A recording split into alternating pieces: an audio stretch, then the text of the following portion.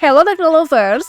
Pada 24 Februari 2022, Rusia menginvasi Ukraina. Banyak negara telah memberikan bantuan ke Ukraina sejak invasi. Salah satu alat yang paling penting adalah persenjataan.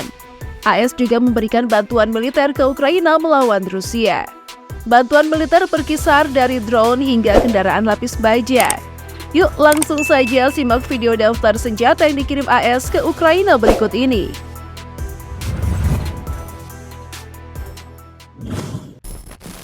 Sistem artileri Howitzer.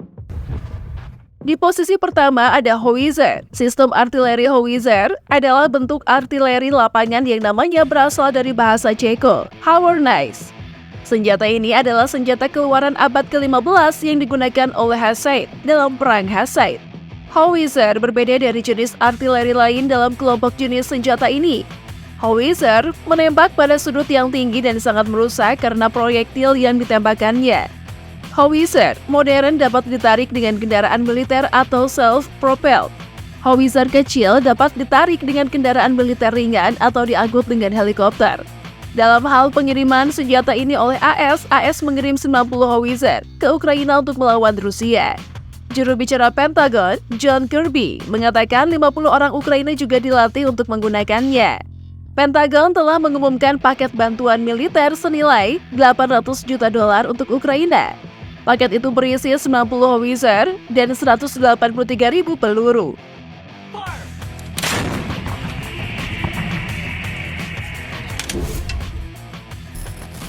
Rudal anti-tank Javelin. Kedua, ada rudal anti-tank Javelin yang juga masuk daftar senjata kiriman AS. Pengiriman rudal Javelin adalah simbol untuk hubungan Rusia dan Ukraina, karena biasanya hanya diberikan kepada sekutu AS dan anggota NATO. Nah, padahal nih, Kyiv belum menjadi anggota blok tersebut. Rudal anti-tank genggam Javelin adalah senjata yang diproduksi oleh perusahaan patungan atau JV antara Raytheon dan Lockheed Martin Javelin. Lambing pertama kali dikembangkan pada tahun 1989 di bawah naungan militer AS. Rudal tersebut kemudian mulai diproduksi pada tahun 1994 dan pertama kali digunakan oleh militer AS di Fort Benning, Georgia pada tahun 1996. Rudal ini adalah senjata yang dirancang untuk menggantikan M47 Dragon AS. Pada pertengahan 1970-an, Amerika Serikat menggunakan rudal M47 Dragon untuk menyerang musuh dengan rudal berpemandu kawat yang diluncurkan dari bahu. Rudal ini merupakan peralatan mahal seharga $80.000 atau 1,1 miliar rupiah. Hal ini menjadi kendala bagi negara-negara untuk membelinya karena biayanya yang terbatas. Ada dua jenis mode serangan atas dan serangan langsung. Modus penerbangan serangan atas digunakan untuk menyerang tank dan kendaraan lapis baja lainnya. Diyakini bahwa metode ini sangat cocok untuk menghancurkan tank tempur utama jika rudal naik dan bergegas menuju sasaran. Dalam mode serangan langsung, rudal terbang lurus ke arah sasaran. Mode ini digunakan untuk menyerang gedung, bunker, kru senjata, dan gerombolan pasukan. Rudal tersebut memiliki hulu ledak muatan tandem seberat 8,4 kg. Javelin mampu menghancurkan tank paling penting di dunia. Javelin memiliki jangkauan maksimum 2.500 meter. Menurut laporan Military Today, baru-baru ini pabrik mengembangkan versi Javelin dengan jangkauan 4.750 meter. Kendaraan tempur kavaleri M3 Bradley sekarang dapat menggunakan rudal Javelin alih-alih rudal TOW. Sejak Rusia menginvasi Ukraina pada 24 Februari 2022, Amerika Serikat telah mengarahkan 5.500 rudal anti-tank Javelin. Rudal anti-tank ini diproduksi oleh Raytheon dan Lockheed Martin Javelin.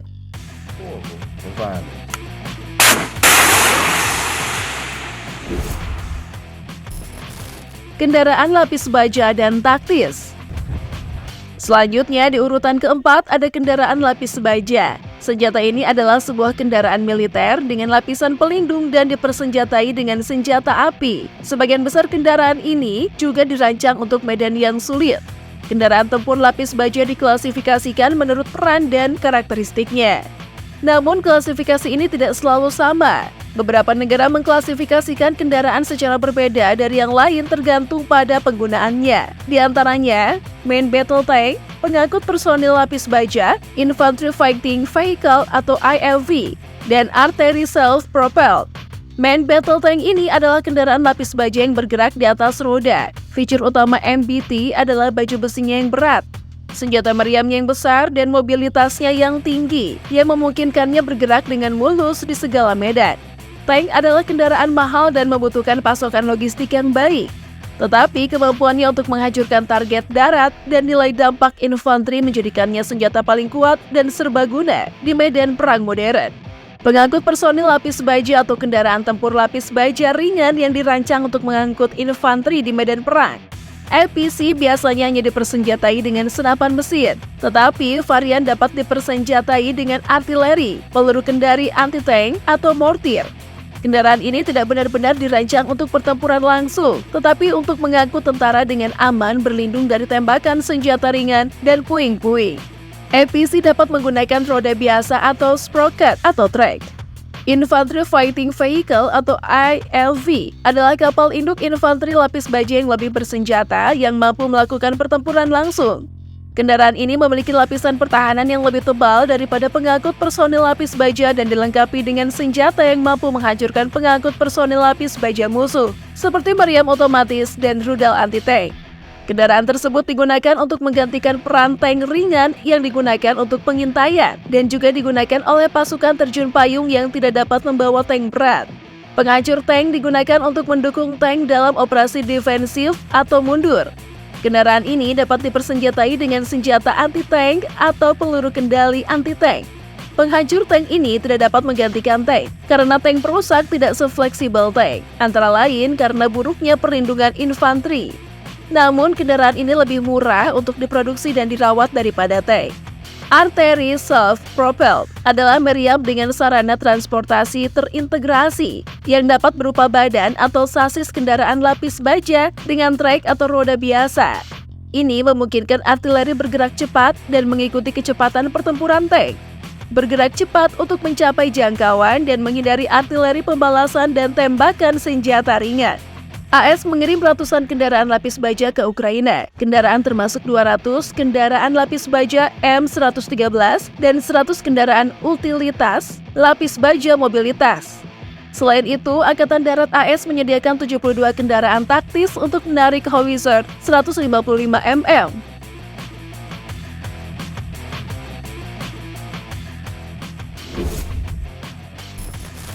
Drone Switchblade.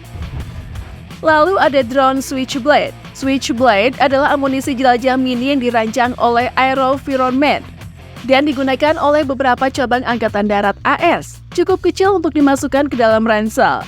Switchblade diluncurkan dari tabung, menyelam ke area target, dan mengenai target sambil meledakkan hulu ledak peledak. Pisau pop-up mendapatkan namanya dari cara sayap-sayap dilipat menjadi tabung dan dibalik setelah dilepaskan. Switchblade asli diperkenalkan sejak tahun 2011 dan berganti nama menjadi Switchblade 300 setelah rilis varian anti-tank yang jauh lebih besar dan sangat berbeda dari Switchblade 600 pada tahun 2020. Versi tidak bersenjata dari Switchblade 300, Blackwing, dirilis pada tahun 2015. Setelah invasi Rusia ke Ukraina pada tahun 2022, lebih dari 700 Switchblade 300 drone dikirim dari Amerika Serikat ke Ukraina sebagai bagian dari paket senjata. AS telah mengirim ratusan drone Switchblade ke Ukraina sejak pertengahan Maret 2022.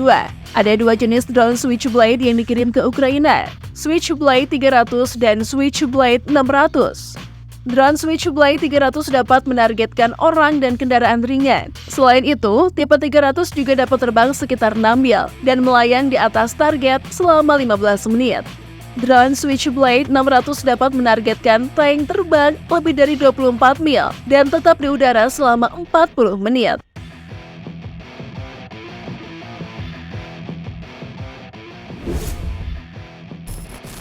Helikopter Mi-17. Terakhir, Mil Mi-17 yang juga dikenal sebagai seri Mi-8M di Rusia adalah helikopter angkut jarak menengah buatan Rusia.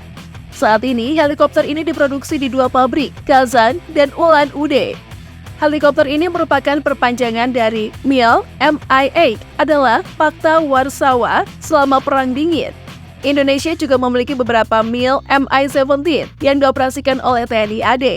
Amerika Serikat telah mengirim 11 helikopter Mi-17 ke Ukraina. Helikopter ini memiliki kemampuan berbeda yang bisa digunakan Ukraina.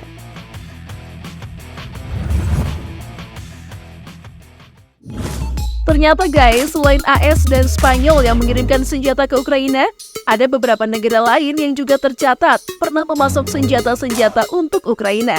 Di antaranya ada Inggris, Denmark, Kanada, Ceko, dan Uni Emirat Arab.